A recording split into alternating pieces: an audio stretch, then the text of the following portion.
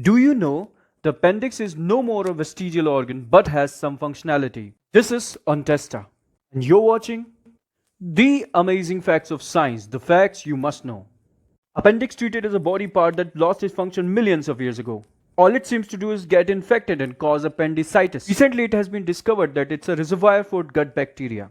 Research conducted in a Midwestern university in the US state of Arizona. Associate Professor Heather Smith studied the intestine and environmental characteristic of 533 different mammals as their part of research. Some animals like primates, wombat, and rabbits have an appendix, while such as dogs, cats do not.